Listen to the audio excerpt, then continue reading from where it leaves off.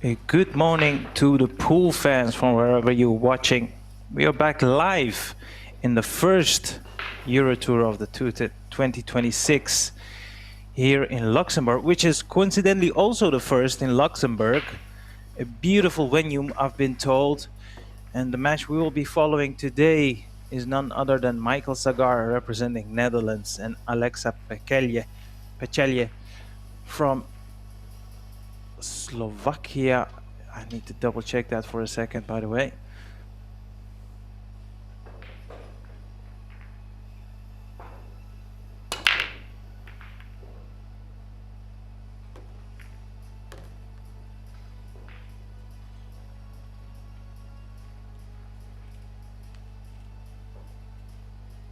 As you can see, the playing format for this year's EuroTour is 10 ball, or at this edition I should say. It is alternate break, but it's 2 breaks per player.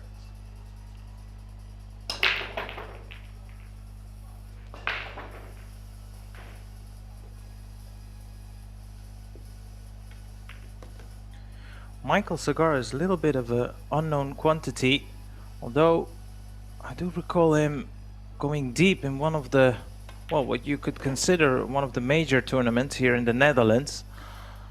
So as you can see, he's pretty a quick player and he's very astute around the table. He knows the shots, and of course these players are playing with a shot clock as well, as always on the Predator EuroTours. So first impression is looking pretty nice, although he's overdrew that shot there.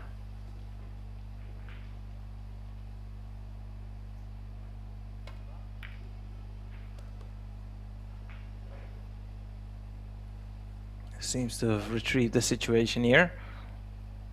He's got a lovely angle here on the 8 ball to come into the line of the 9. This is exactly how you would like to start a match. I'm sure Michael Sagar, compared to his opponent, is much less familiar with these conditions under the bright lights, although he's overrun that. It's actually a pretty poor shot, positional wise. He could still hold it. He's looking composed out there, even though a couple of shots he's ran out of position just fractionally. Made sure of the 10 ball, and well, you'd have to say a perfect start.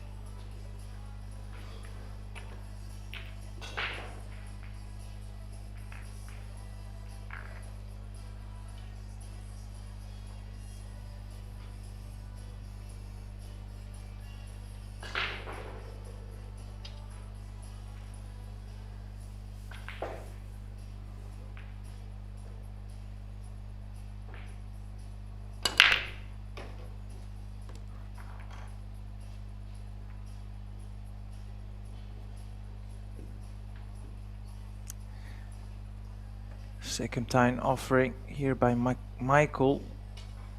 I think he's got a shot on the 2 ball, but it is, well, very difficult to get on the 3 ball. One might say this would be the perfect time to maybe consider a safety shot here. Don't know whether he's got enough angle on the 2 to send the cue ball behind the 4 here. Send the 2 up table. No, he's going for the attack. That's a lovely shot, by the way. Is considering the angle he had on the 2, it's pretty much the best he could have left himself on the 3 here.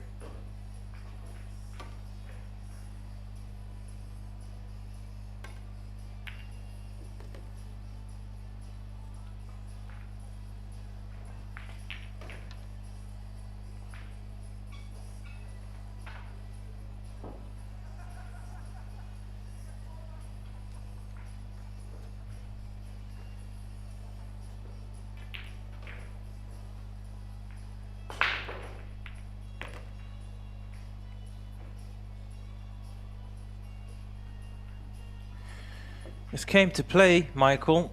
He's looking solid, even though he's walking quite fast around the table. That normally indicates a little bit of nerves, which is completely understandable, of course.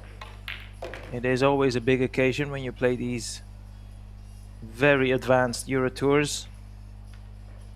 So far, so good. He's been in control.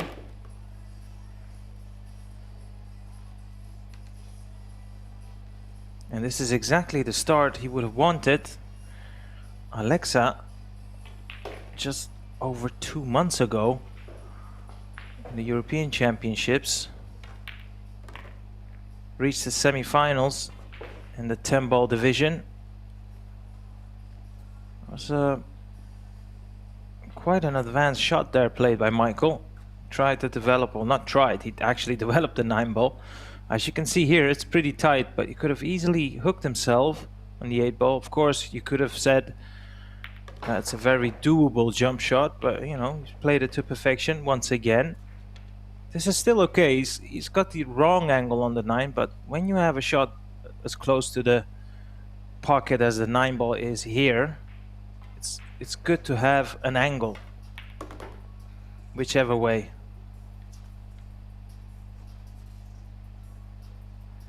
And just this 10-ball for what would be a perfect start for this. I mean, at the start of the match you would have called him an underdog, but the way he started this match, there's not a lot you can fault him for. And now it's up to Alexa to return the favor.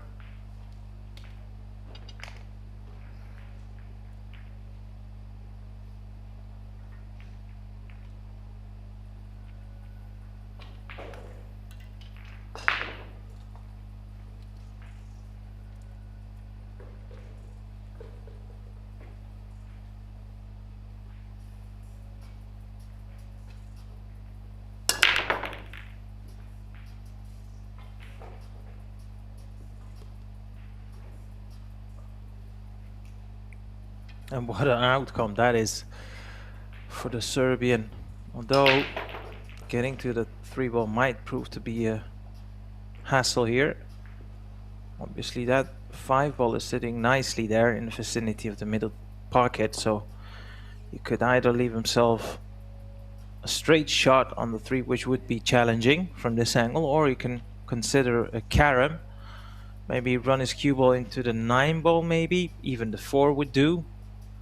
Skim off the 3, put the 5 in the middle, and try to simultaneously keep position on the 3-ball. I think he's going around the 4 and the 9 here. Well, that was exactly what he was trying. And I'll tell you what, that could have been way worse.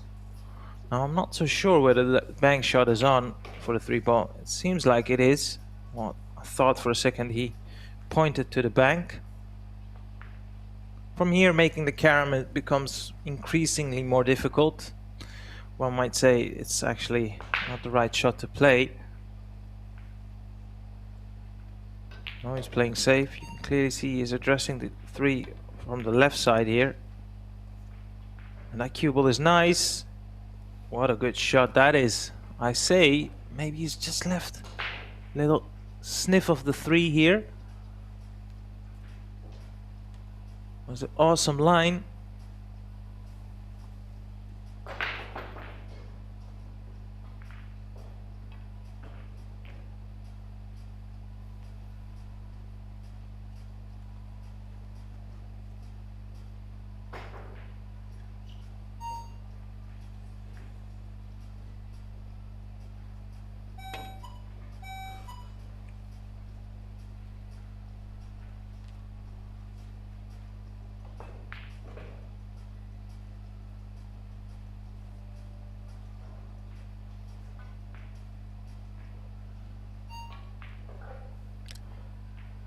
A perfect example when you run out of position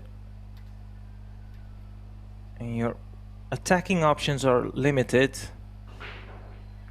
That safety, that defense, if it's on point, can still get you a great opportunity. Although he's made a mess of that positional shot. That is very careless for his high standards. Land straight on top of the 7, and it's very awkward to reach. Might have to use the bridge there, and that's even increasingly more difficult.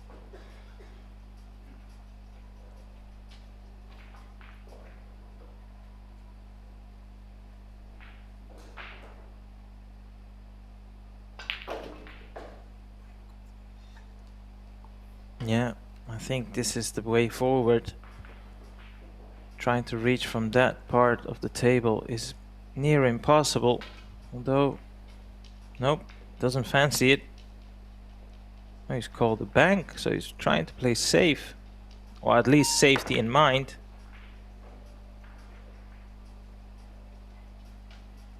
I mean, look, he's not gave this 4-ball away. In fact, it's a pretty decent safety, but he'll be mightily disappointed there.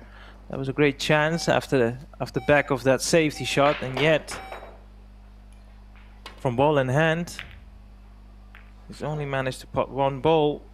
And have a look at this. This is far from easy. That 4 does pot, but that's all I can say about it. This is a very, very difficult shot. It's one of those early on in the match, 2-0 down. You need to cue this like a dream to give yourself a chance to see the 5.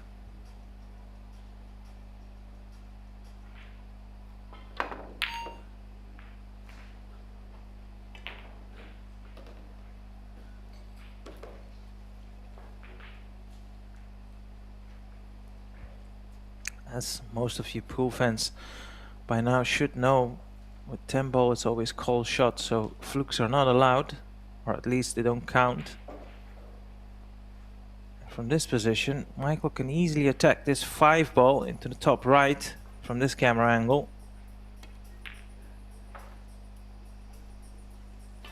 Slightly surprised he's not tried to come on and off the side rail here, because this 6 ball is a lot thinner than it might have looked. And the problem is not so much just the pot, is trying to avoid running into balls with the cue ball, and as well as running into pockets.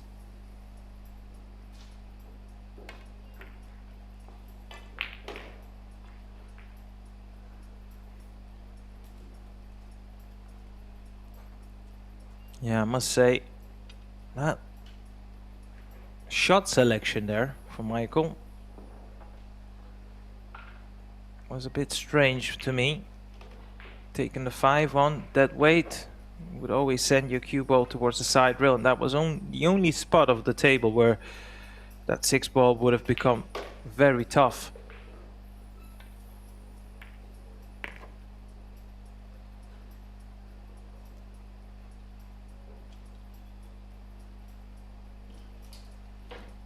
Now Alexa needs to make a decision here. Obviously, if he can draw the cue ball back, which he can, just past the middle line of the table, that would be sufficient.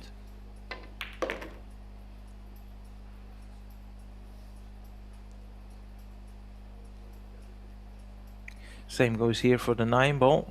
Now, if you want to play it easy, you'd like to leave yourself a little bit lower on the 9, or you can just make sure you're high enough go around the angles. The only thing you don't really want is to be dead straight, although this is fine.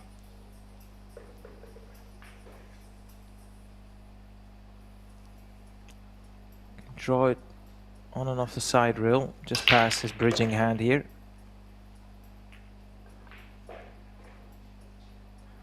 And so that little mistake, positional mistake by Alexa, has not been punished, which I'm sure is much to his relief, as he creeps a little bit closer. Now 2-1 down. As I said before, it's 2 breaks per player.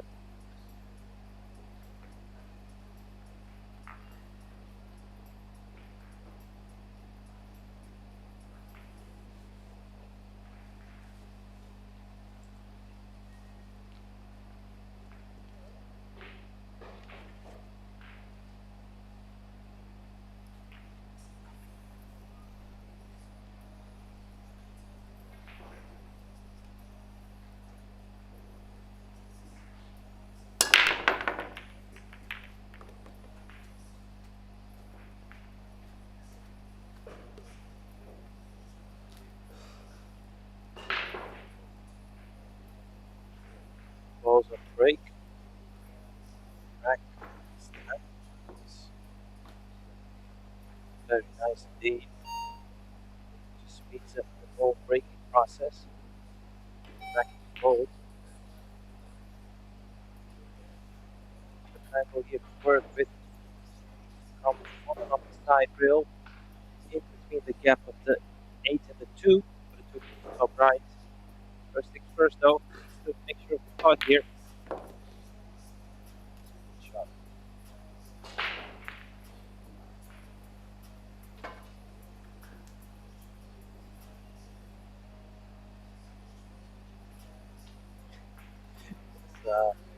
It's always interesting to see that these players they throw the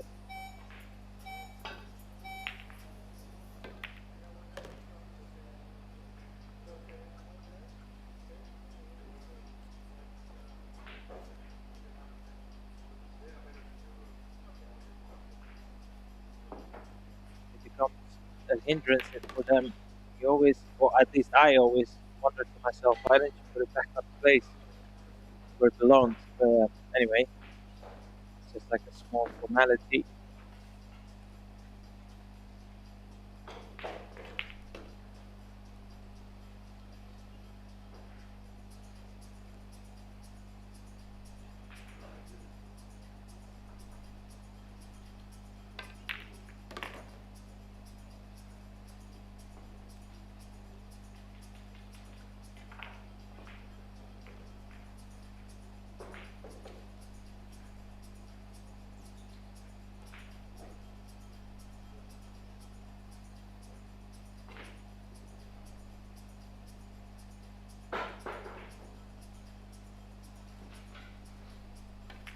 All about pace. The line is good, the pace is way too hard. Well, too hard in this occasion. Better.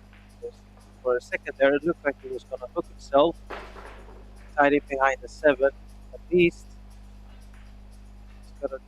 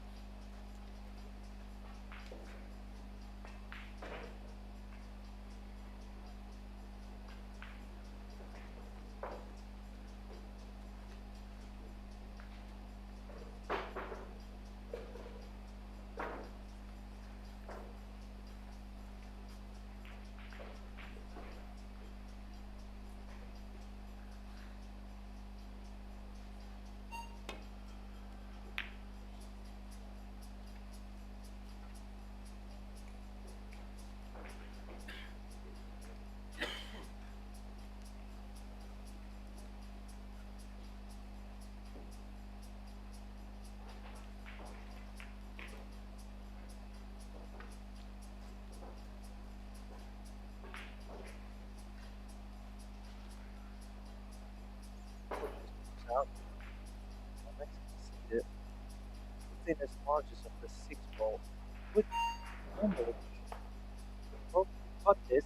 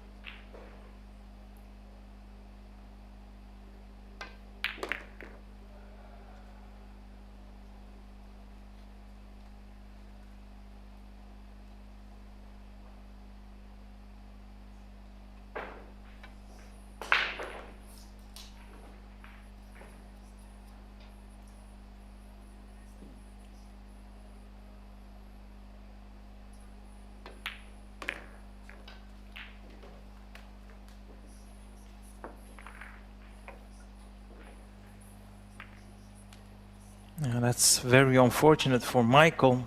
As good as his start was, converting his 2 first breaks, this time around, however, he's lost both of them. And that's always the problem when you play these established professionals, which Alexa is definitely one of. It takes more than one blow to really put them out. They're more than familiar with the highest of the highest pressures.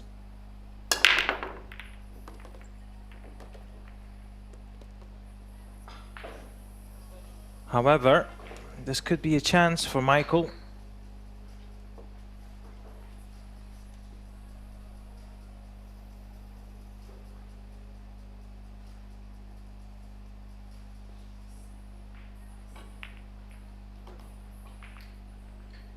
Given the scoreline, given the context of the match, you would really feel like this is a must-get for Michael. So you're never guaranteed to have an opportunity like this straight off the bat of a unfortunate break, really, because he did pot a few balls. And let's not forget, it's a race to 7, so it might look a decent distance, but in all fairness, with the 2 alternating breaks, a match can really get away from you within a couple of errors.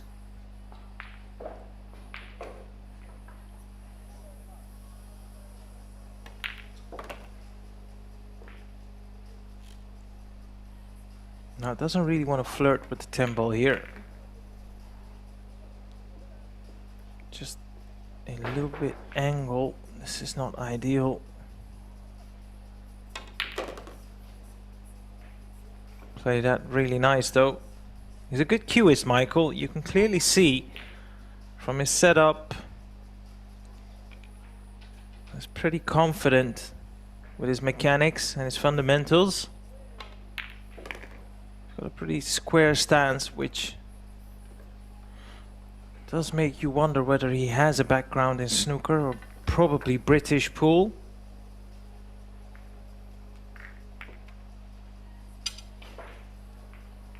Whatever it is, it's only now 1 rack between them. Now Alexa is definitely looking to push on here, put himself on 5, which would be in reaching distance of that finishing line.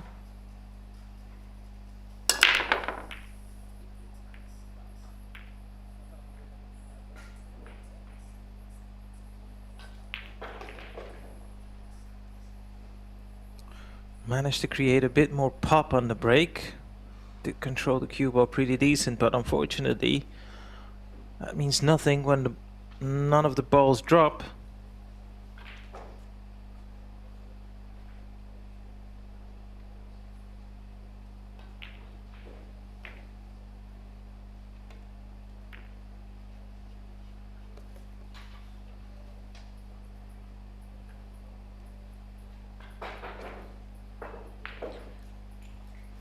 Yeah, I think if he was a bit straighter on this 2 ball, he could have easily held the cue ball where the 2 is for the 3 into the opposite middle pocket, but such as this angle here, I think he has to stunt on and off the side rail in between the gap of the 5 and the 3 here. I'm a bit surprised the path of the cue ball there. I can only put that down to a misjudgment, I feel. Don't think he's played it like that. Will have to be a safety now.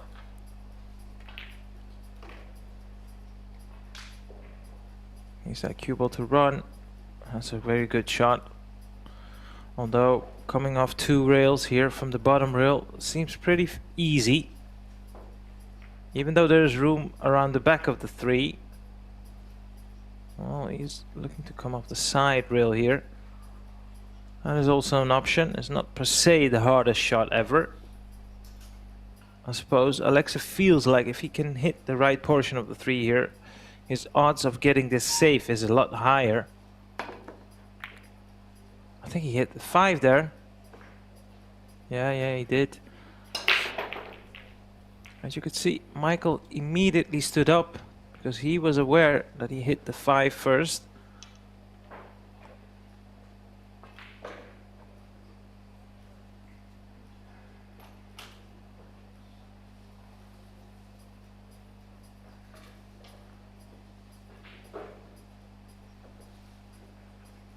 Now, considering where that 10 ball is now, I think it's not ill-advised to try and at least hit the top side rail on the right side, and just above the middle pocket, just to guarantee that you'll have a shot on the 4. Yeah, if you can come right after the middle pocket, which would be in the vicinity of the first diamond, above the right middle pocket, you'd feel like you would always have a shot on the 4 with a bit of an angle to work with. He's not incorporated the side rail, but it's played pretty much the same shot in terms of line of the cue ball. And we can come inside or around the back of the 10. That was a bit risky. His heart would have been in his mouth for a second there. Now this positional shot from the 5 to the 6 is very important. If he leave himself the wrong angle on the 6, which seems like he has, now the next shot becomes a lot more harder. See, if that cue ball would have been on the other side of the 6, where the cue ball is going towards the side rail, as opposed to running into the 8 here, which is inevitable, playing position on the 7 would be, well, you would say a formality, but now this is a touch shot, one of those that is really tough to judge. And I have to say, what a lovely shot he's played there. That is formidable. That is as good as he could have played that shot. As you could see, it was not without any risk. Had to run in and use the 8, but he's done that to perfection. Does want an angle here though.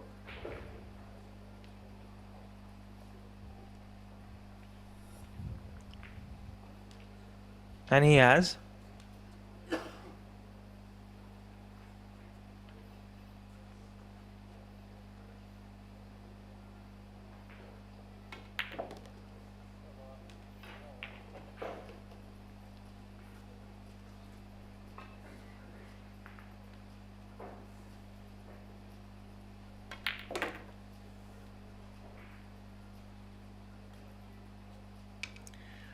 I'm sure Alexa, having stolen the previous 2 breaks of Michael, would have felt very confident that he would have a lead of some sorts, but now he finds himself all square, 4-0. It's essentially become a race to 3 now. And more importantly, Michael will have 2 breaks first. So if he does play his cards right, he could find himself on the hill.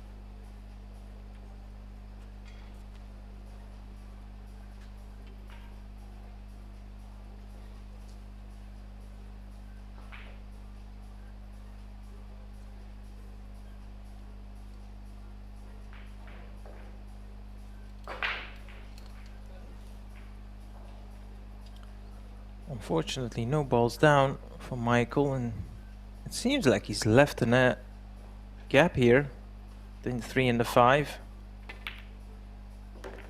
Well, there you go. But that's not the kiss he was looking for, Alexa. As you can see the disgust on his facial expression. Yeah, he's called a 2 in the top left. Have to come off the bottom rail here. And there is even a risk. If that 2 ball goes close towards the pocket he's called, there is a risk that cue ball might go close to the middle pocket. He's headed way too thin, but at least it's a legal shot. Managed to hit the rail with 2 balls, the cue ball and the 3. And by pushing the 3 ball up table with the cue ball tied to the rail, Michael is very limited in his positional options here. Can basically only drop this 2-ball in, maybe send the cue ball on and off the side rail towards the right to be able to see the 3.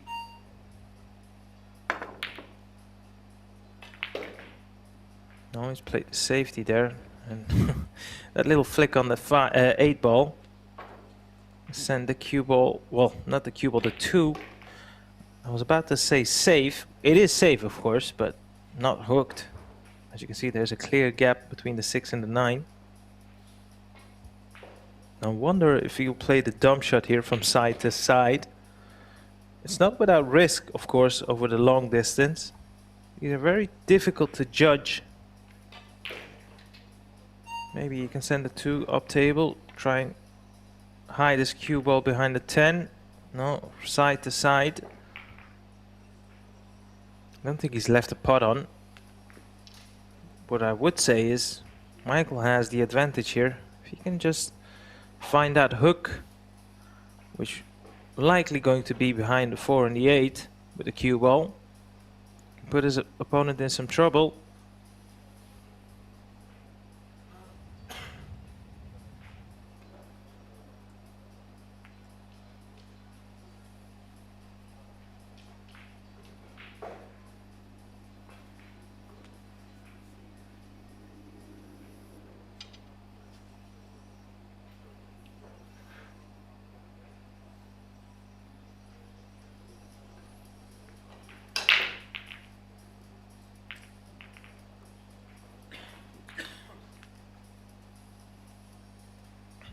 Always a difficult shot when you try to come off very thin of the object ball.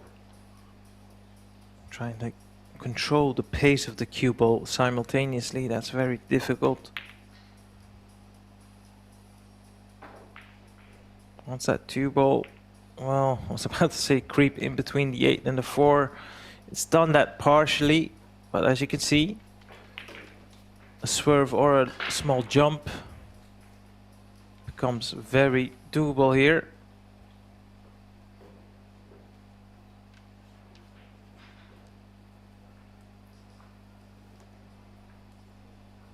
I can't recall him calling a pocket here, so he's trying to hit the 2 ball. That's his main object here.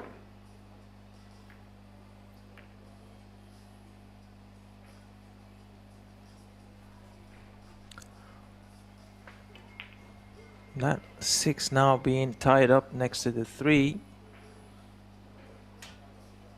makes it obvious that the 3 ball is going to be the decisive factor here in this rack. But not only the 3, if you look at the 5 as well as the 4, you know, playing position on the 4 is already a little bit occupied or congested. But from the 4 to the 5, if you want to attack, it's likely going to be a bank shot.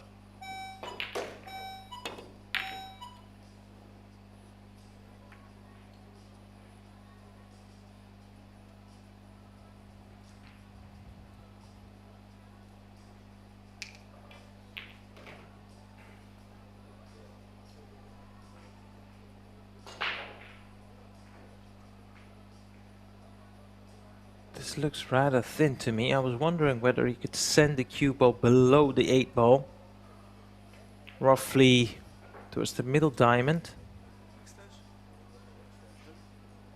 to come off 3, maybe even 4 rails in the same part of the table where the cue ball is now, to try and land on the 3. But I think he's pretty thin on this 2.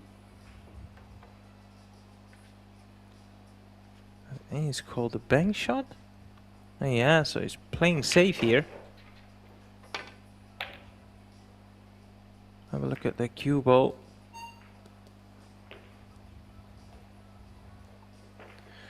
And that's unfortunate because,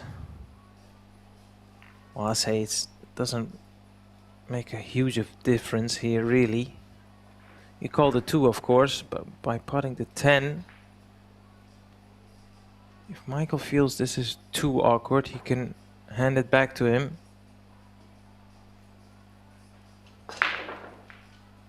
Which he's done.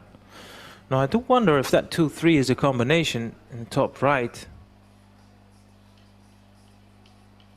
And if it is, you'd have to ask, is that a mistake by Michael?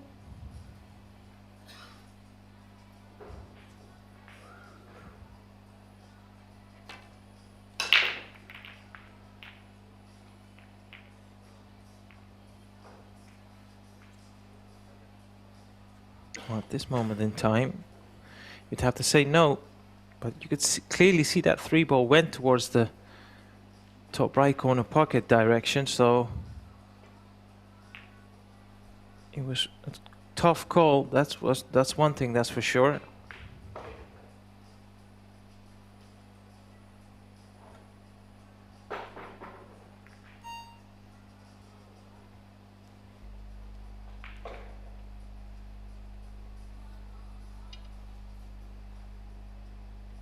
It's hard to tell whether he can see the 2, but if I had to bet, I'd say he can. Yeah, well, you can see from this camera angle. You can see the putting angle of the 2. Now, as you would have noticed, he came around the table to have a look where he wants to leave his cue ball. And I'm not so sure if this was the spot on the table he was eyeing for. I'll have to play a power draw here with a load of side spin for that cue ball to come in between the 9 and the 5. Tough shot this. A lot can go wrong.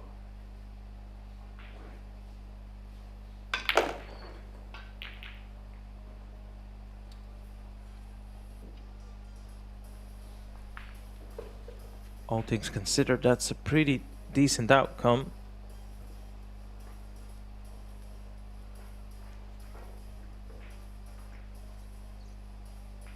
Now you would think he's going to play this cue ball in such a pace that he's looking to hit the other short rail as well.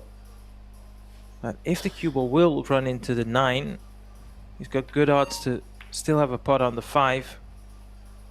Well, he's played it controlled, and well, that was always going to be the risk with that shot.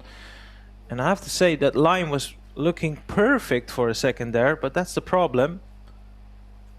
If you play the small nudge, gentle nudge from that distance, this is always on the cards.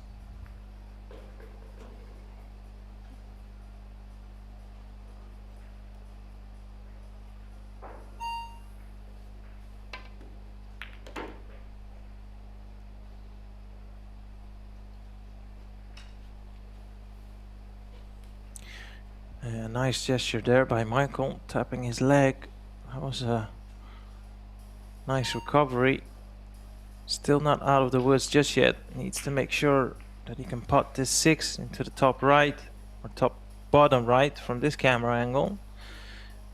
And he's cueing down on the cue ball to control the cue ball on the top side of the table. He's now gone back to normal spin.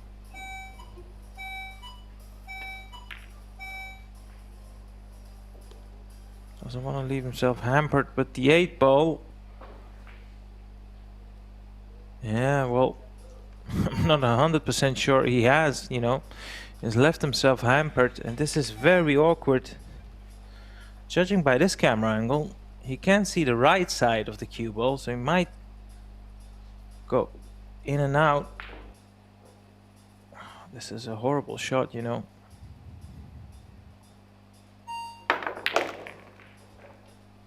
Yeah, he was trying to putt this not straight in. And per shot, this is becoming increasingly more difficult for Alexa.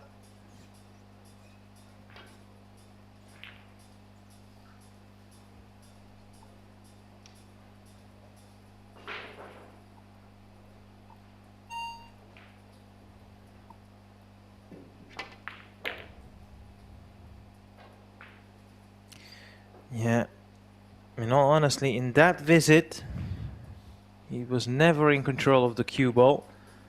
And have a look at this outcome. I always have this theory as a player. Now, of course, if you're Michael, you're more than entitled to feel a little bit more disappointed with this outcome. But, you know, with the same token, you should just be happy to be at the table. All these players, or at least 90% of these players, are more than capable enough to run every single rack you present to them. So when a player falls short, rather than to be disappointed, I think it's the more positive approach to be, you know, happy that you're at the table. It means you're still alive. And this is not the most straightforward bank either.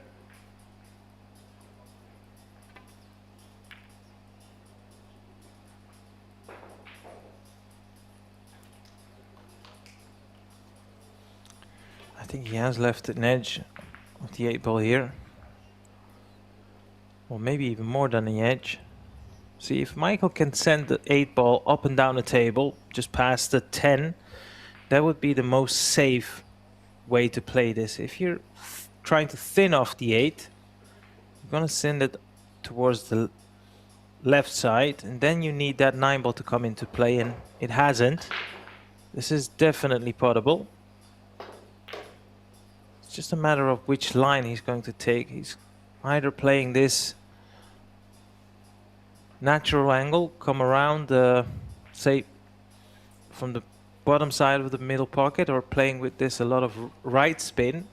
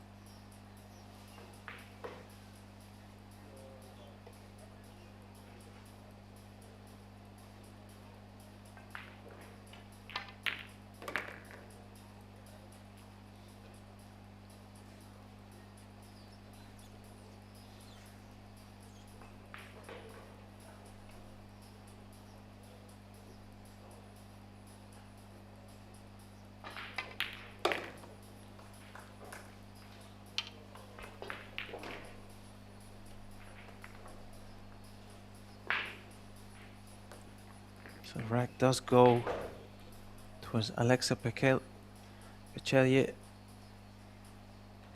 He had a lot of difficulty controlling the cue ball there, but still managed to put the rack on his name. And the next break becomes even more so intensified for Michael. Really needs to draw level here.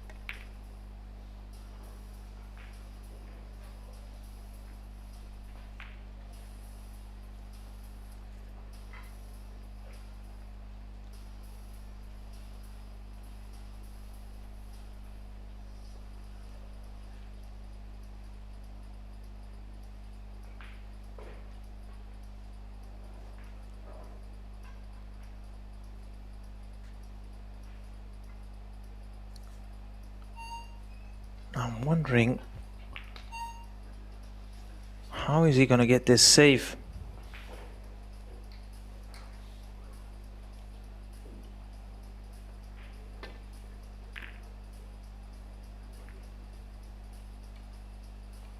Yeah, it always seemed like a tall order. I wouldn't say this is really a attacking chance, but one thing is for certain, Michael could play a better safety now.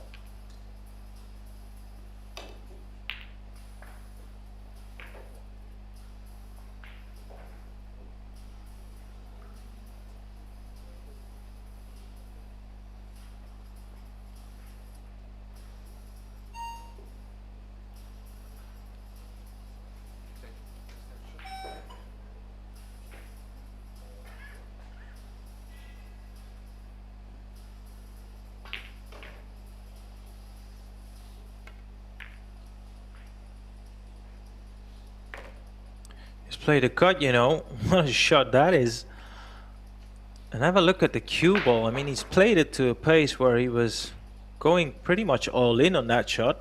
Didn't play it with any sort of safety in mind. Now, once again, he's pretty limited with the cue ball here. He might have to drop this in, much like the previous shot. That's okay. Thought for a second that cue ball would have drifted on even a bit further. I'm wondering if he can avoid the 5 ball, because I do feel like the 4 passes the 10 to the bottom right. Well, will have to be either the middle pocket or the top right corner pocket. I think it's going to be the top right, as you can clearly see. He's looking pretty straight on this shot.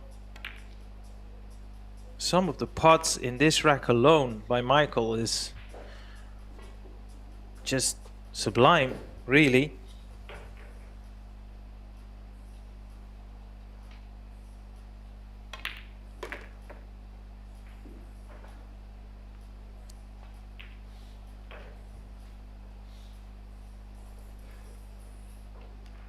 You could say he's kept his hopes for this match alive with some amazing putting, as well as cue ball, of course, but in some of the shots he had very little options. Oh no. Oh no, what has he done there? I think he's left himself very awkward on this 7.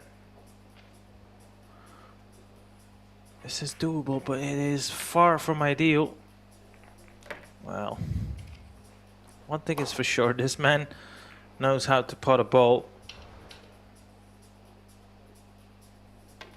This really is an amazing rack by Michael. Every credit to him. He's drawn level once again. Now it's a race to 2. And what do you know? Alexa will have 2 breaks, so it is in his hands theoretically.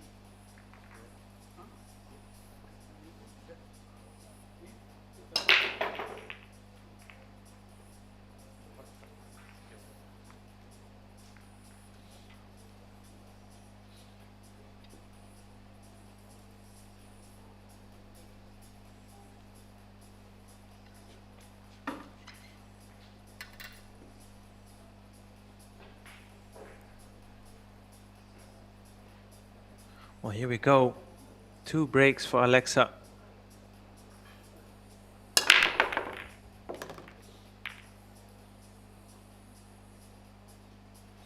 It's a solid break. Obviously, the first challenge here is trying to land nicely on the 2 ball.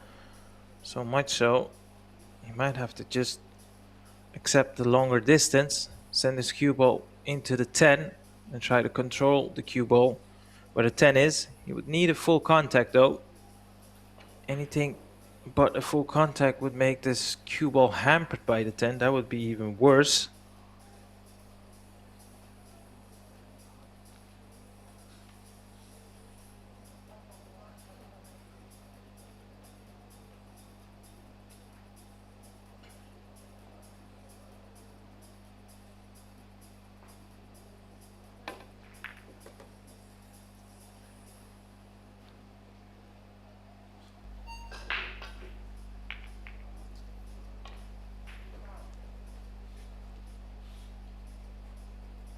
Now this is a key shot coming up for the rack. If he can putt this and control the cue ball, he's favourite to go 6-5 in front. But as you can see, this is far from easy.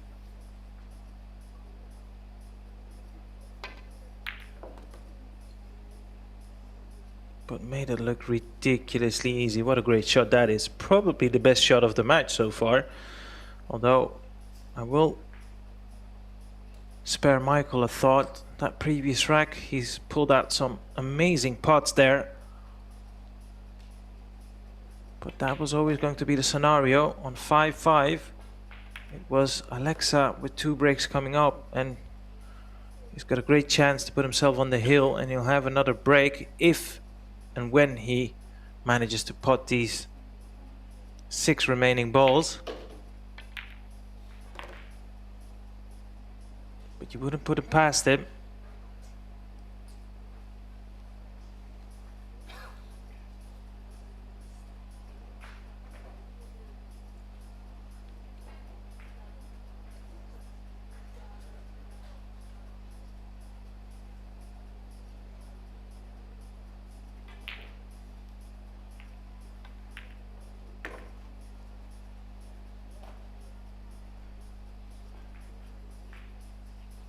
Yeah, ever since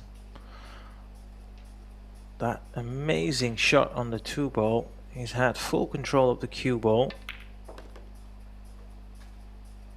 And when you make pots like that, and you nail the positional side of the shot as well, just cannot think anything other than you deserve everything you get from it. And it's going to be 6-5 in favor of Alexa, and he'll be looking to desperately repeat this phenomenal break and run. Clinical, that's the word. Absolutely clinical.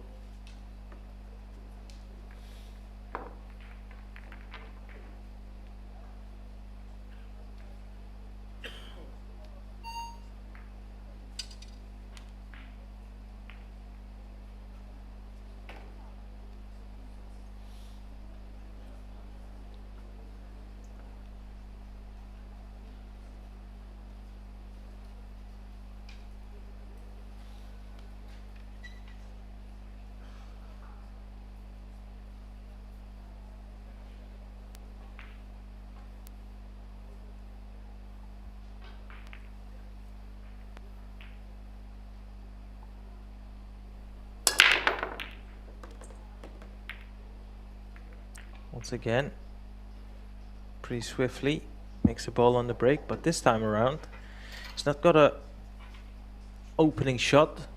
Funny enough, that 1-ball is landed exactly like it has in the previous rack there, but this time, like I said, he has no opening shot available to him. Now this is actually an interesting passage of play, because you can play the push out here, but I do feel like there is value in trying to come off the top rail, skim the 1 and send the cue ball towards the 10 or the 5 ball, depends on how thick you hit the 1. If you play the push, obviously your opponent has a say in it as well. And I tell you what, I think trying to pot it off the rail is now available.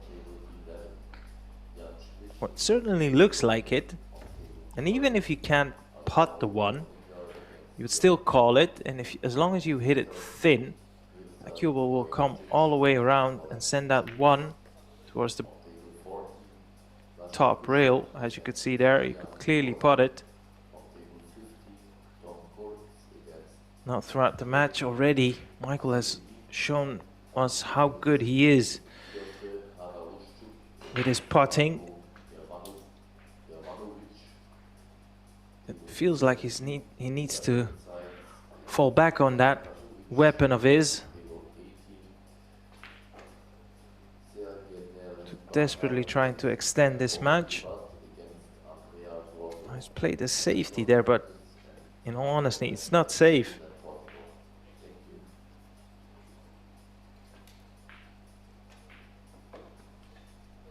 I suppose it's safe enough for Alexa not being able to pot the 2 here directly, but he was looking for the full ball cover.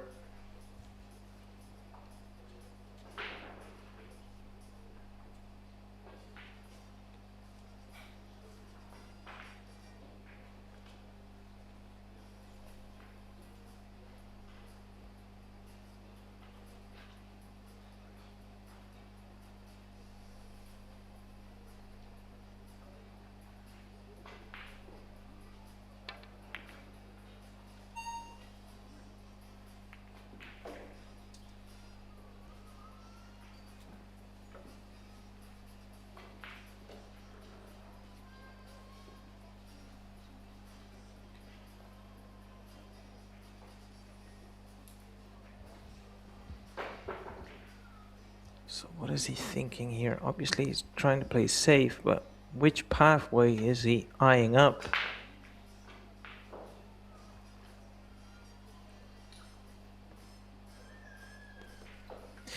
Yeah, look, never mind the cue ball, which already is a glaring mistake on its own. The problem I had with that shot is you sending that 2 ball very close to the corner pocket. So the jump or a possible kick shot becomes always an option.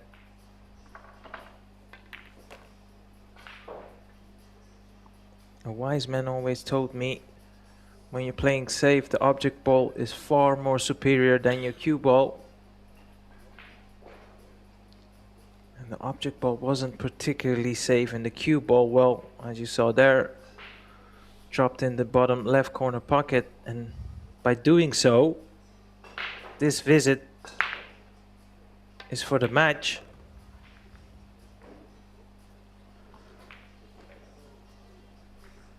He's lost his cue ball there though. Might have to use the 7 now.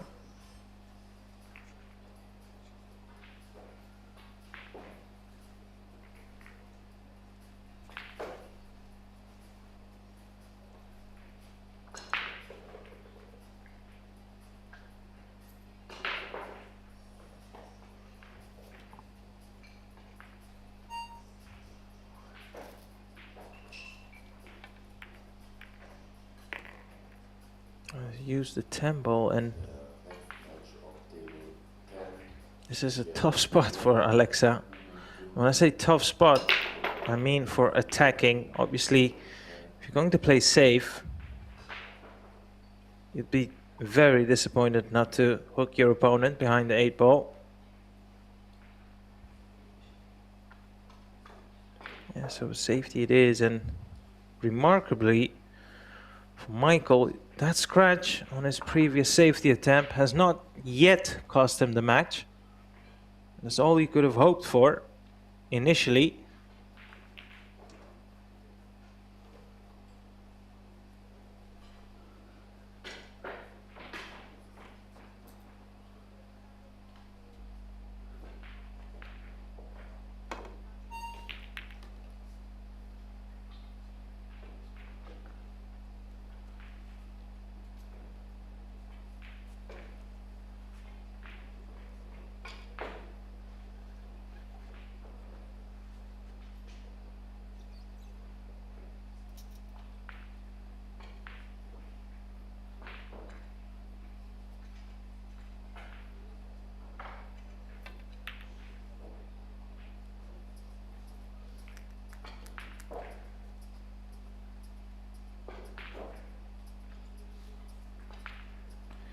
I tell you what, somehow from somewhere, Michael has got a great chance now to draw level. It's not without pressure, of course, and he'll have the final break of the match. If he can pot these 4 remaining balls, needs that cue ball to run, needs it to run, and that's perfect. Well, there you go. You can see the visuals by Alexa, out of frustration, putting his cue away. He's already accepted that this is going to be a heel-heel match. And Michael, somehow from somewhere, after having scratched from that safety, 6-5 down, he's going to draw level and break to win the match. What an exciting match. Alexa calling for a timeout. He'll have 5 minutes.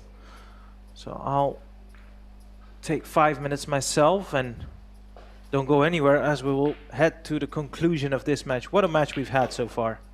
Don't go anywhere.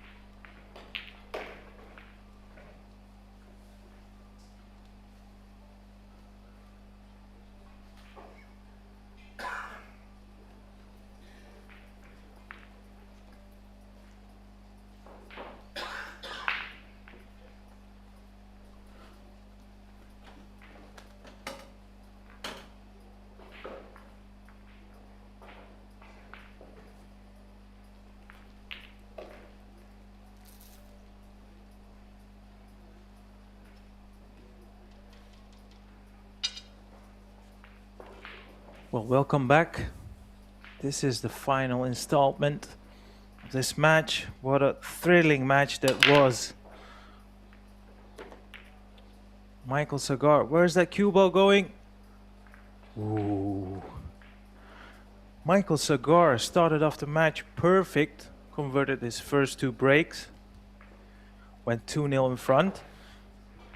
Alexa had a little bit more difficulty with his break, still managed to draw level, then stole the next 2 breaks, 4-2 in front. Then Michael returned the favor, made it 4-all, and ever since it's been nip and tuck. And in the previous rack, when Michael played safe, he scratched. You would have thought that would be the end of the match, but somehow he's managed to draw level, and now it is in his own hands.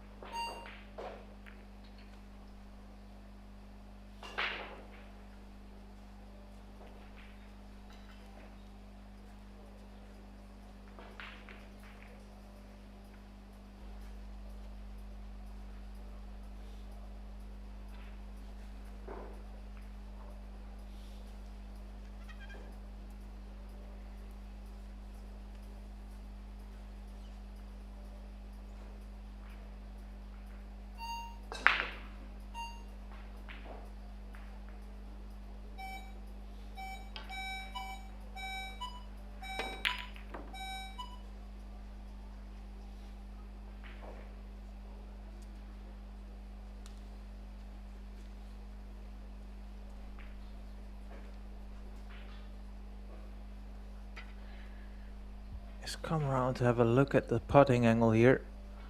That one does cut into the middle pocket, or at least it seems like it does.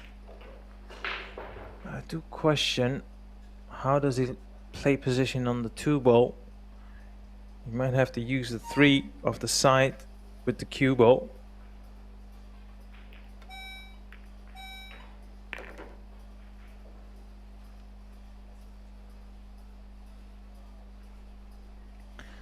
I tell you what, he's might have found the gap there, you know.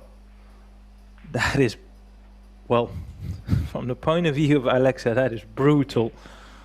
Yeah, well, there you go. He's found the gap. That is extraordinary. Now, it's not got a lot of angle. What he wants is to be half ball on the 3 here. Or, well, let's say half ball. This is probably quarter ball. But that's still okay. I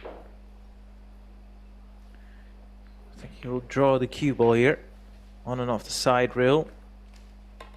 And if he can play this positional shot right, which he seems like he hasn't. Well, it's not as played. It's a bit of in a no man's land here.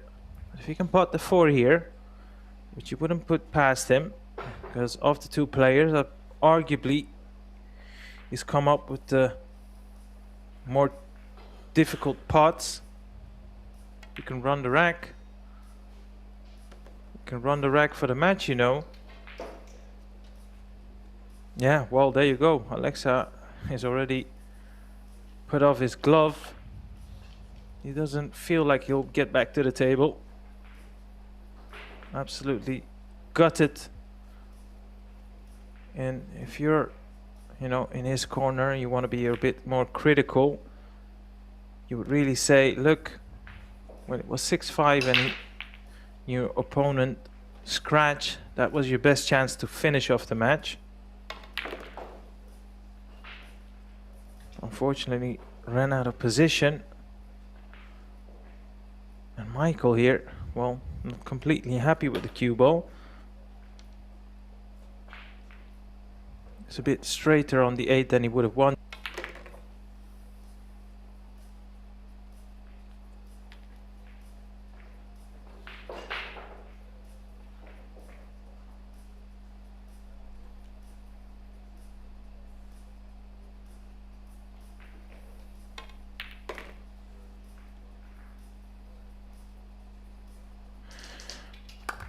Well, I was about to say this 10 ball for the match, but Alexa had enough. What a great start by Michael Sagar. What a impressive win that was. Well, stay tuned. We'll have another match for you in just about 10 minutes.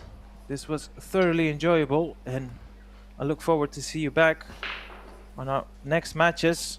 Bye for now.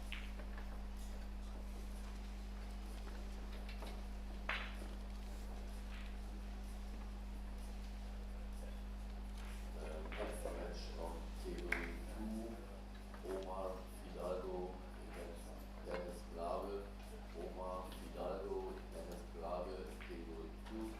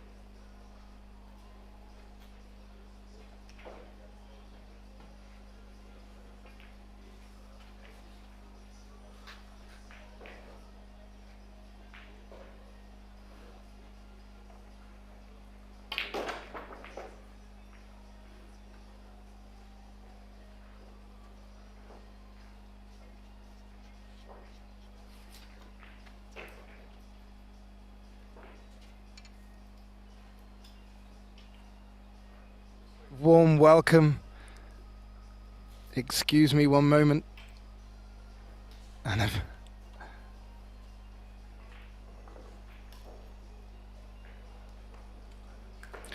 a very warm welcome again to the Predator Luxembourg Open, our second of 2026, and an exciting one we have in store.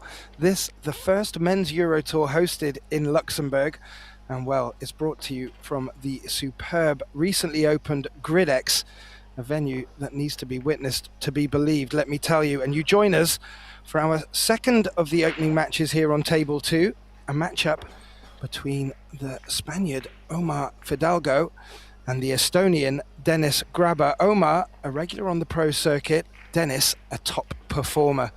This is a 10-ball alternate break race to 7, 2 breaks per player, and they're under the shot clock, and it looks like Dennis has won the lag, so we'll get the first 2 breaks in this race to 7.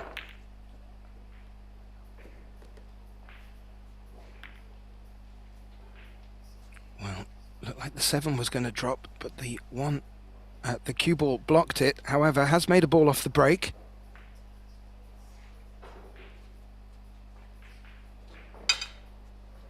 And looks like he's got a good look at the 1. Dennis can be an aggressive player.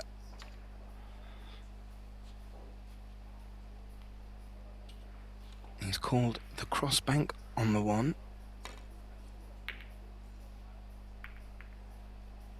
May have felt the pocket was a bit bigger with where the 9 was, but well, looked like he got good cue ball, and then looked like he didn't have good cue ball, and a smile between the 2 players. I think that last roll has just brought the 10 into play.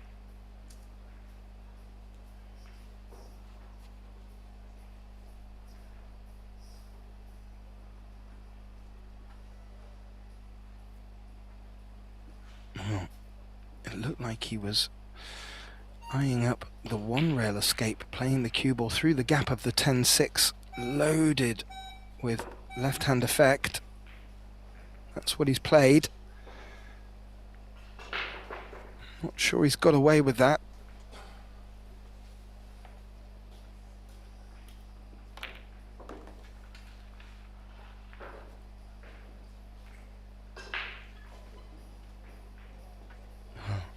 How was the nudge on the 5? It looks like it's worked a treat.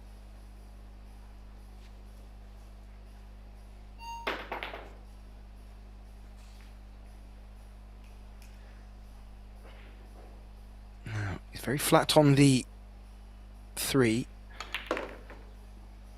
Has drawn it back. And the 4, as you can see from this angle, passes the 10.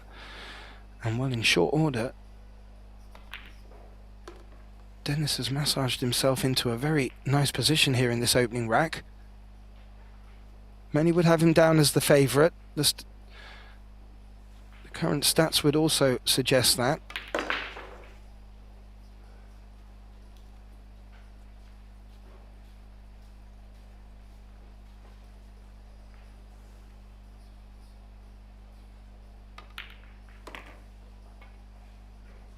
And he can make it look relatively simple when he gets his head down. Fresh cloths on these wonderful Predator arc tables. Sorry, Apex. Oh no, they may be the arcs. Yeah. And we have seen a few players just take a little bit more time to get used to the run of the cloth and the slide. But so far, Dennis looking very dialed in. They did have an extra few minutes to practice on the tables before the match kicked off.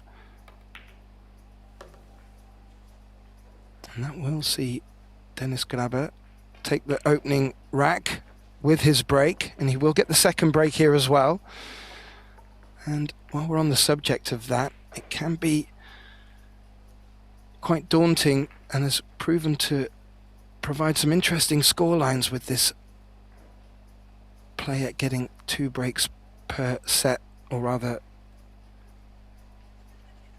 per player, and some players have been able to run away with it. Omar will be looking to get back into this. But at the moment,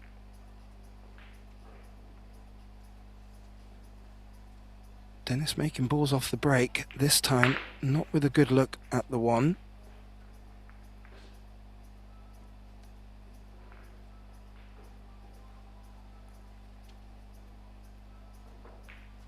We have two tables being brought to you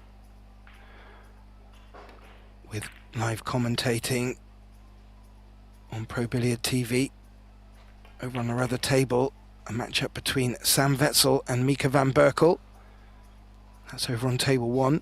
If you want to keep up to date with the scores and the fixtures for what's coming up today and for the next 4 days, please do visit EPBF.com. Now, Omar back to the table. Didn't really have much in the last rack to bite at.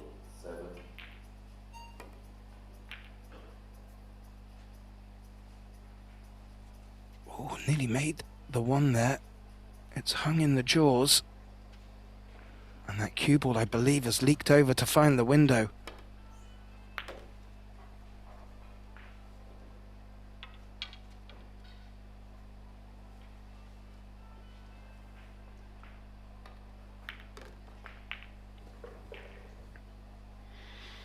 And this will not be what Omar wants to see. Dennis is that type of player that will get dialed in. Oh, but he's also that sort of player that can get a little ahead of himself. And now, if Omar is really going to get some good effect from this match, he's going to need to start picking off opportunities like this. They may not come that often from Dennis, but if and when they do, these are the ones you really want to be picking off.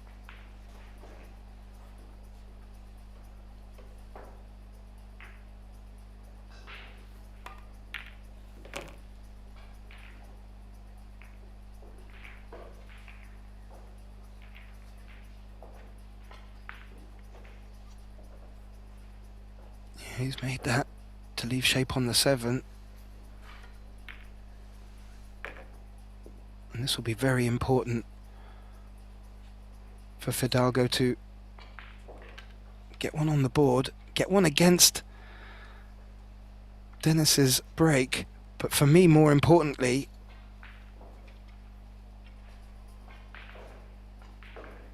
it's just to send a message across to Dennis that any complacency will be pounced upon.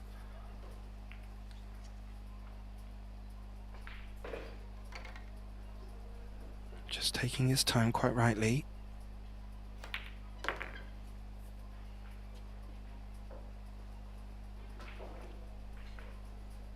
Wants the cue ball to stay away from the rail. It has done.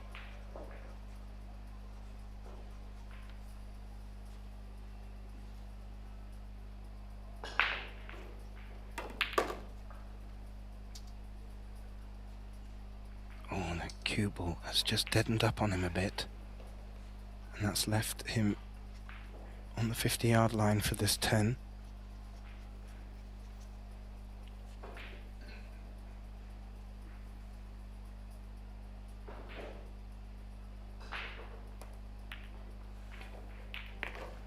Oh, and played it at good pace. Drops in the corner pocket. Brings the scoreline back to 1 apiece, and Omar to the table, and we'll get a look at his first opening set of 2 breaks. Dennis will be a little disappointed in himself there. He is certainly looking in form. We'll want to iron out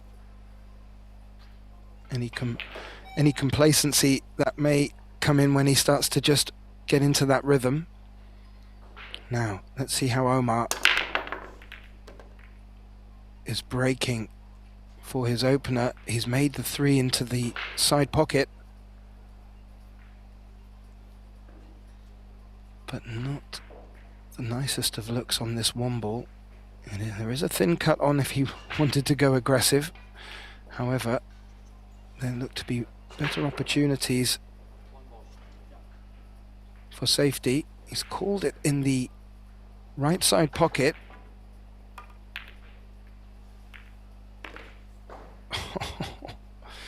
And he played it with venom. He's been unfortunate with where the 7 has landed up there, but what a great shot. He wasn't playing that with safety in mind.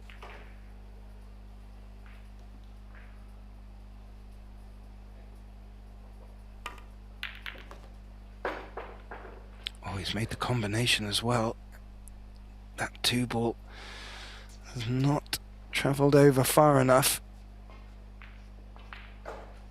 But the way Omar has approached this rack, we may see him take this cut on.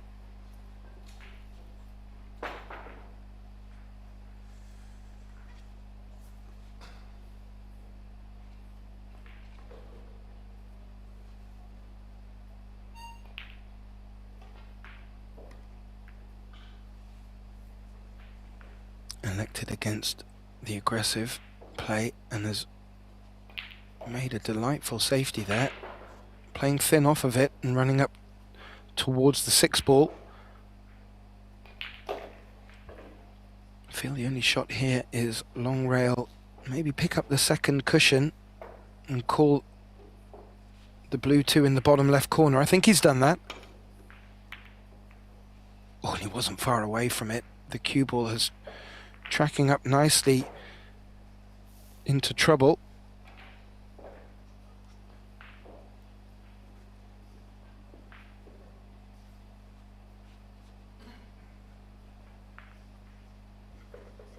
Omar could play this thin. It's a tricky shot from where the cue ball has rested, but he could play this thin to bring the cue ball back to a similar spot. Oh, he's caught it a bit thick.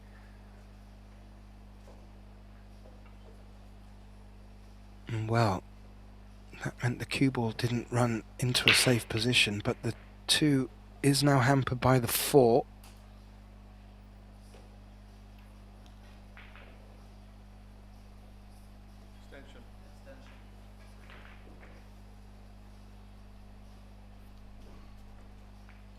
Have to say safety would be the best option here, but you would never put it past either of these players to take on the combination, as they're both looking quite aggressive here today. Now he's left a window. Omar can clearly see the left edge of the blue 2. Oh. Can you see enough of it to play the bank? That's what he's called. He wasn't far away. Looked to keep good cue ball. How is that 2 rolling on though? Ooh. It was nice control of the cue ball. It was a bit unlucky that the 2 came up this far. But now, opportunity for grabber.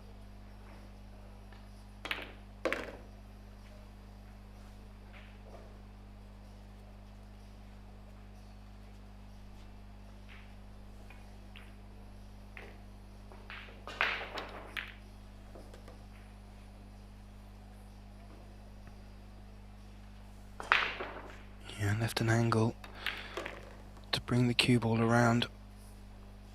2 angles for the 6, and has left this nicely that he can come back across the table to play the 8 into the same pocket. And grabber does make it look rather easy when he's in and amongst the balls. However, as we've seen, there can be the opportunity for complacency.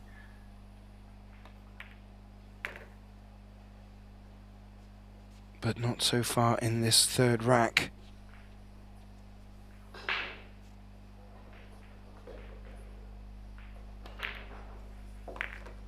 And Dennis taking a point off of Omar's break. Omar will return to the table for the second of his set of 2 breaks. No real fireworks as of yet. A couple of exchanges of safety. Omar would really like to hold his break here and keep the scoreline level. As I mentioned, we do have Sam Wetzel taking on Mika van Berkel. You'll see Sam in the right-hand side of the screen there. I'll bring you some updates to the scores as they come in. But right now, let's look at Omar at the table, trailing 2 racks to 1.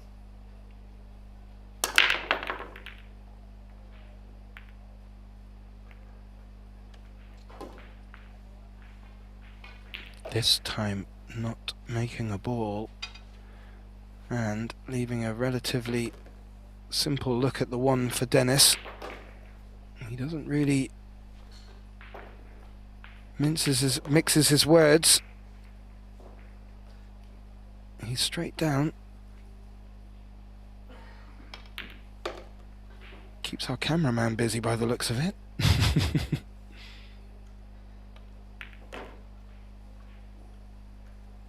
Now, picking these off really nicely. They all have open pockets. 6 to the 7. Just needs to be a little bit particular, but has a natural angle to come up for it.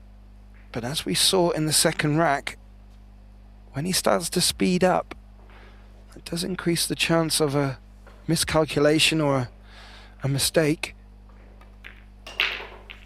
So I sometimes just like Dennis slowing down towards the end of the rack. However, he plays his way, and it certainly works well for him.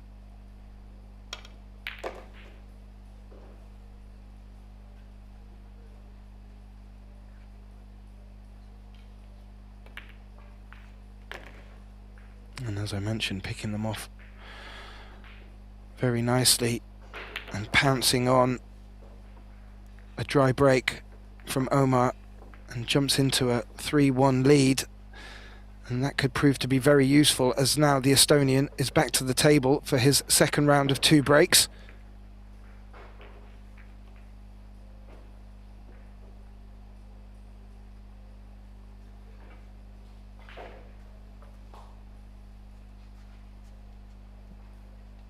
Now, mixed fortunes from his first round of 2 breaks. Let's see if he elects to do anything different. He's looked to freeze the cue ball centre table. Good control of the cue ball, and has made a ball.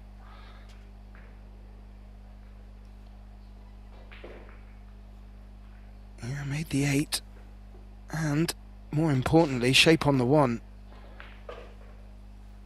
And in our earlier match on table 1, both players were really struggling to get shape on the next ball, but the first opportunity that a player did, it was a break and run, so all these pro players fully capable of running for fun.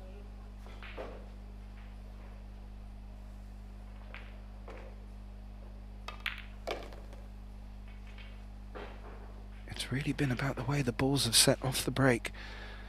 Now, thin cut for Dennis, the cue ball running into the 6.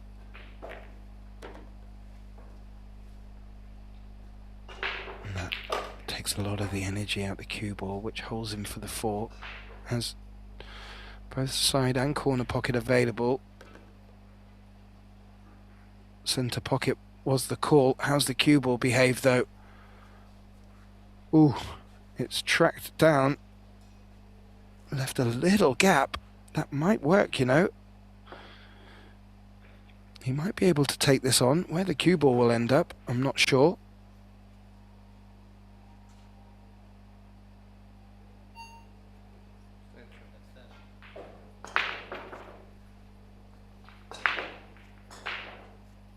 He's calling it, and he's hoping that it's going to swing. Long rail, short rail, long rail. So there'll be 1, 2, 3, 4. I think he was hoping for a 4th. Oh, no, that is perfect. I have to say, he's played that remarkably well from where he was sat next to the 5 ball.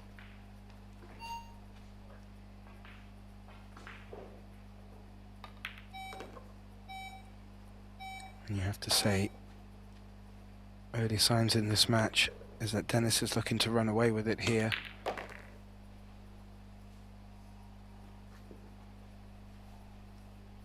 And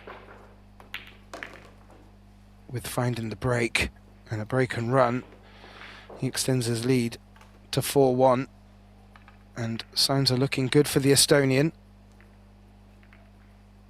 It is the opening round, double elimination.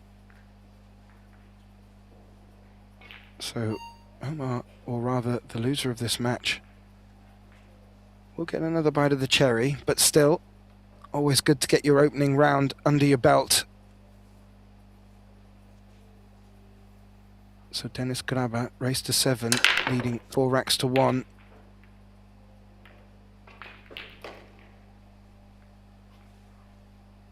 On this occasion, breaking dry. So Omar to the table with a good look at the 1 ball. The 2 is hampered by the 7. But it's lined up quite nicely for the combination.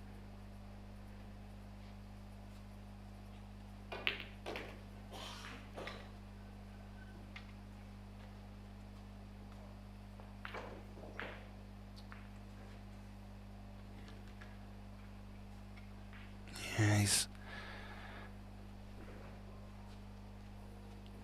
using the extension, makes this shot a little trickier. If he's just looking to drop this in at dead weight, it's going to make it, or rather increase that difficulty a little more.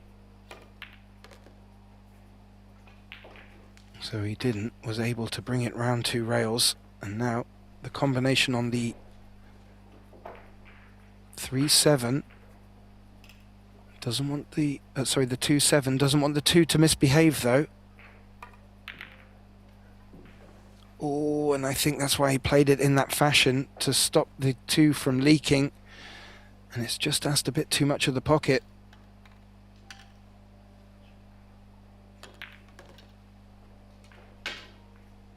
So unfortunate after playing good position for that combination. And Dennis now needing to bring the cue ball around the table for the 4.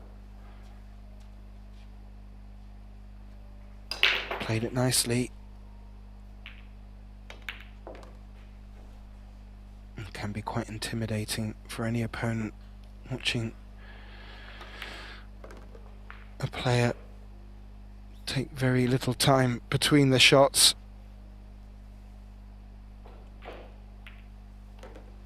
It certainly helps when you're playing under the shot clock. Yeah. Did look like Dennis had fallen a little straight, but was able to force the angle.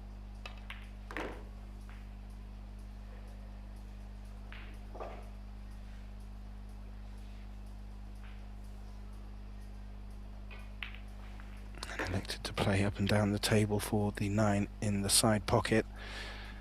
And this is looking very formidable from the Estonian. Takes a 5-1 lead. It will bring Omar Fidago back to the table, but with a lot of work to do. And just having a look out across on our other table, Sam Wetzel trailing 2 racks to 1 against Mika van Berkel. That has a lot of potential, that match, into being very excited.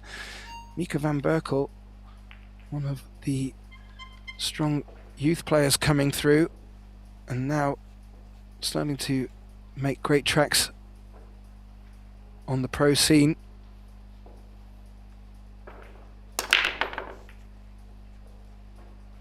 Now, Omar had good control of the cue ball, but didn't seem to get as much venom in the break as he has in his previous breaks. It's dry. It's left Dennis to the table, and he's just got down and with no real opportunity to get shape on the 2, has just felt like he would force it, and does put his hand up to his opponent there. He wasn't, I don't think he was doing that out of any malice or taking the mickey. He was just hoping that something would happen for position on the 2. And sadly, he also got away with it by leaving Omar in trouble. So much trouble that he's missed the one rail escape and has given Dennis ball in hand. It's all starting to happen a little bit here now in our 7th rack.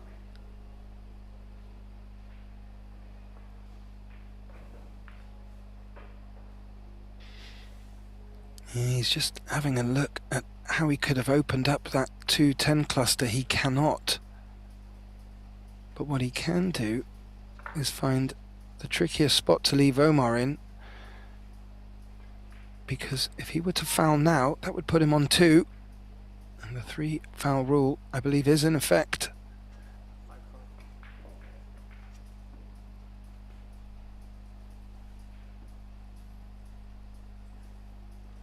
Oh, is he trying to play the 1 rail and stiffening it up?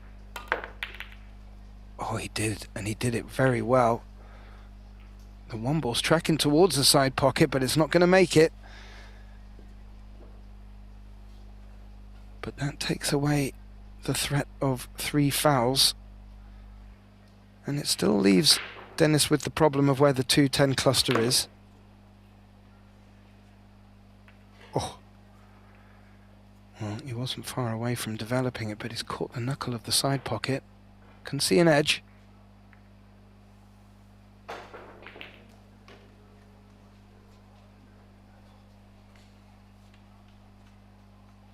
Omar needs to be a bit careful here that he doesn't get dragged into Dennis's pace.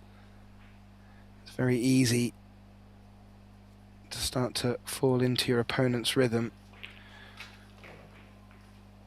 And I think just keeping it at his pace and not rushing is his best opportunity here, but he needed that cue ball to hit the rail. It didn't. Good call by Omar. I believe Dennis saw it as well. And again, Dennis starting to play like he's on the training table. And that's not good signs for an opponent.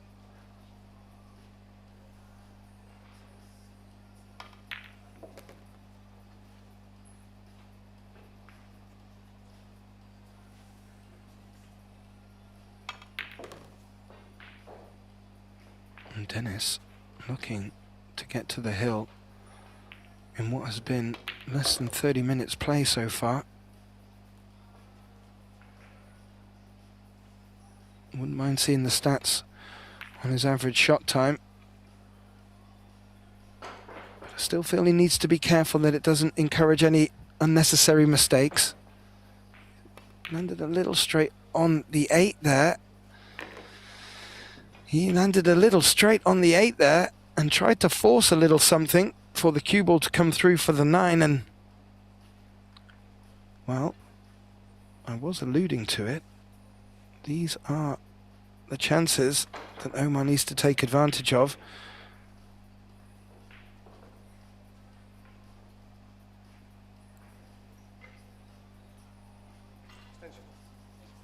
Now, as the 8 ball dropped, he's now left with a 9 to this 10. He's looking at the bank shot. I do feel he could, with a lot of draw, come back, short rail, long rail, back across to the top left-hand side of the table, but that's what he's gone for. I think he was a little bit worried of the top left corner pocket, has avoided that. And this straight tester to get the scoreline to 5-2. Oh, Omar. And he's not got away with it, I'm afraid.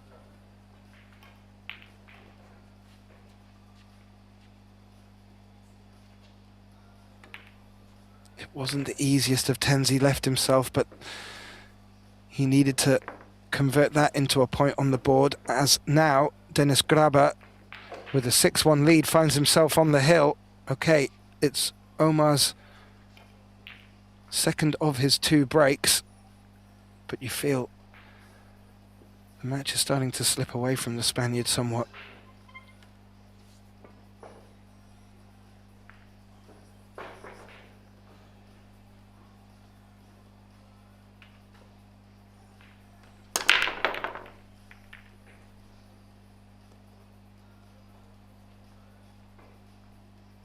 This time getting a little bit more power in the break. And a bit of success. Shape on the 1. He's going to need to come up with a big shot to get shape on the 2, though. As you can see where it is positioned next to the 4. Well, he's done the best he could do there. Very nice. Even if he has to play safe from this, was a great shot. However, I think he rushed that, you know. I would have liked to have seen that cue ball stuck to the 4, because now this gives Dennis options. He's even called it into the top left. Oh, wasn't far away from it. And in not being far away from it, the 2 has caught the jaws and stayed down around the corner pocket.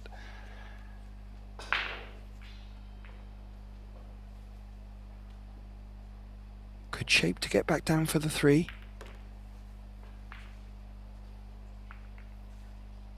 Oh, that bump on the 6 doesn't look like it's helped, and a little nod of the head from Omar.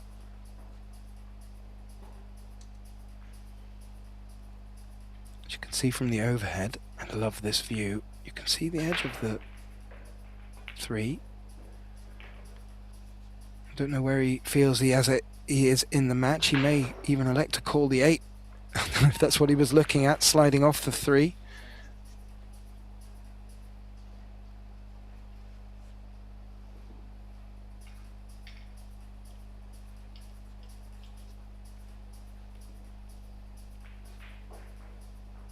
So 1 rail here.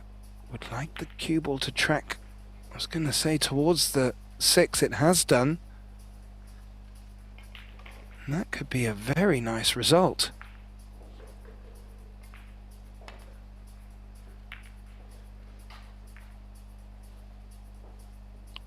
It was. Dennis with the 1 rail escape. Knew that the 3 was coming down towards the cluster, but has left a 3-9 combination on here.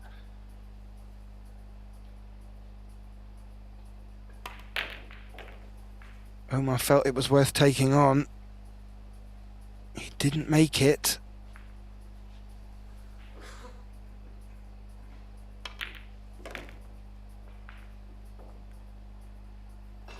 And he's left Dennis in. It looked like he was going to get himself in trouble behind the 5 there, but hit it full in the face.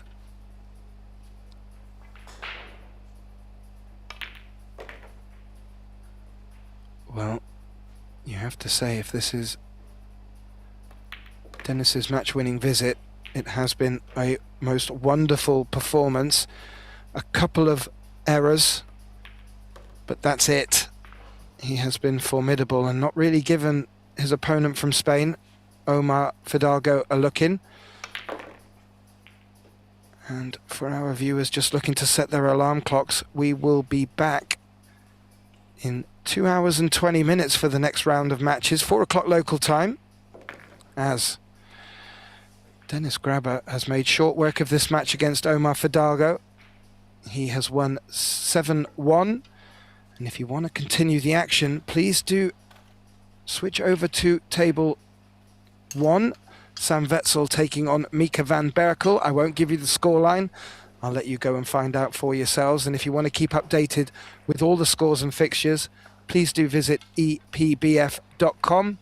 My thanks to you all for joining. As I mentioned, we'll be back shortly. My name's Gethin Davis. Look forward to having you back later this afternoon.